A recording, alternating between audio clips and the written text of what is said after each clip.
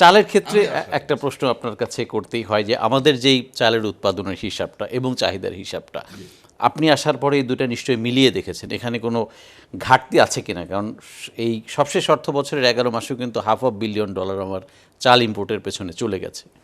চালের ব্যাপারটা নিয়ে আমি যেটা বলবো যে আমরা যদি আমাদের উৎপাদন সংরক্ষণ যদি ঠিকমতো করতে পারি, কৃষক তার ন্যায্য দাম পাওয়ার প্রশ্নে কিছু নতুন পলিসি আমি অলরেডি আলাপ করেছি আমার সহকর্মীদের সাথে, যারা ধান কিনবে তাদের সাথে আমি আলাপ করেছি।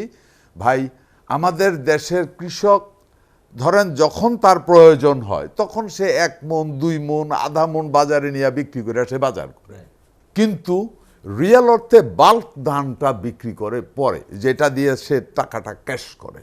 সিস্টেমের কারণে গভর্নমেন্টের অতীতে যে সিস্টেমটা ছিল বা এখনো আছে, ওই সিস্টেমের কারণে অনেক জায়গাতে কৃষক ধানটা বিক্রি করতে পারে না গভর্নমেন্টের কাছে। একটা গ্যাপ আছে, একটা পলিসিগত গ্যাপ আছে।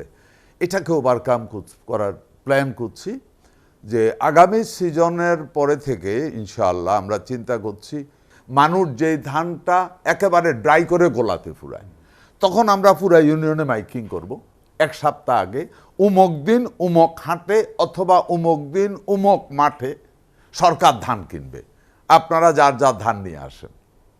এটা যখন হবে তখন সরকার এট এ টাইম কয়েকশো বা হাজার মণ ধান পেয়ে যাবে, সরকারের জন্য এটা ইন্টারেস্টিং হবে, কৃষকও একই দিনে ধানটা বিক্রি করতে পারলেও ভালো রেট পাবে।